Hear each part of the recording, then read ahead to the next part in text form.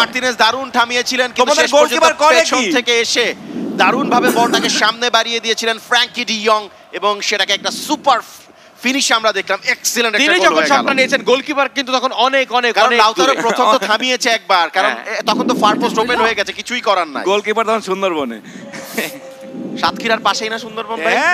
আমি best today আমি ঠিক বুঝতে পারছি আজকে খেলাটা আর্জেন্টিনা বনাম নেদারল্যান্ডস নাকি সাতক্ষীরা বনাম ব্রাহ্মণবাড়িয়া, আর বারে বারে মনে হচ্ছে সাতক্ষীরা বনাম ব্রাহ্মণবাড়িয়ার খেলা। নিজের পরিচয় ভুলিবেন না কখনো। আসো, এই মুহূর্তে আক্রমণে নেদারল্যান্ডস বা প্রান্ত দিয়ে অফসাইডে, ক্লিয়ার অফসাইডে ছিলেন। এই ভার দেখানো যায় না? ভার দেখানোর দরকার নেই, আমরা খালি চোখে দেখতে পাচ্ছি অনেকখানি এগিয়ে আছে একদম খালি চোখে, এবং দেখানো হয়েছে সেমি অটোমেটেড প্রযুক্তি দেখিয়ে দিয়েছে। দেখা যাচ্ছে ব্রাহ্মণবাড়িয়ার খেলোয়াড়রা অতি আগ্রহী, আগে থেকে গিয়ে সামনে গিয়ে বসে থাকছে। শাবাশ, আমাকে কিছু বলার না। পিছনে লাগলো।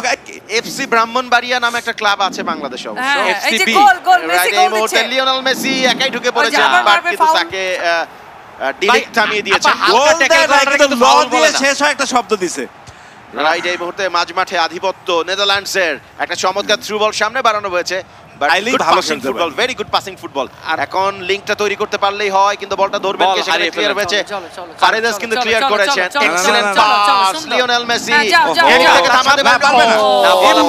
ইম্পসিবল, এত দূরে টানানোর অবস্থাই নেই। মৌসুমে ভাই যে হালকা ট্যাকল করে না, এটাকে কিন্তু ফাউল বলে না, এটাকে গুড ডিফেন্স বলে। ঠিক আছে, এই যে বলছি কিন্তু এই যে নেদারল্যান্ডসের পক্ষে ভালো কথা বলছি। মেসি কতটা নিচে নোটিস করে লাউতারো মার্টিনেজকে চেঞ্জ কেন করে না সেটা আমি বুঝতে পারছি না, তবে গোলের ভালো সুযোগ তৈরি হয়েছে। Impossible, impossible.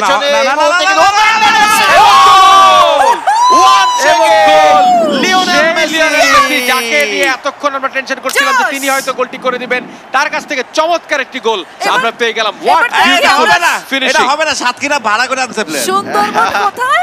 সাতক্ষীরা ভাড়া করে আনছে প্লেয়ার। সুন্দরবন কোথায় আর কি জানি? ভাড়া করা প্লেয়ার এগুলা।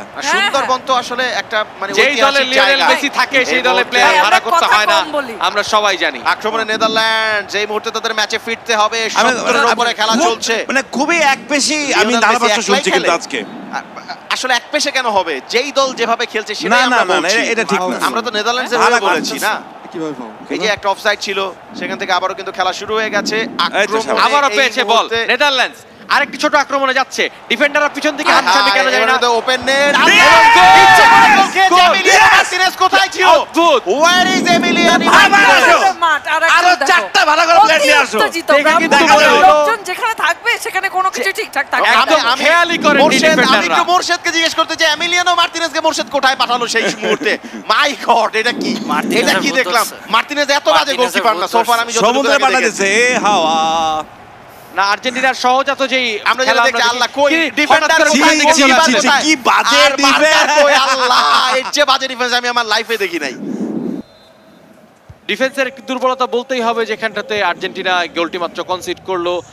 2-2 গোলের সমতা, কিন্তু আর্জেন্টিনার কাছ থেকে এই ধরনের ডিফেন্সিভ এররকে আমরা আশা করি, অবশ্যই আশা করি। অন্য ম্যাচগুলোতে এত বাজে ডিফেন্সিভ এরর আমরা দেখি নাই। Lautaro Martinez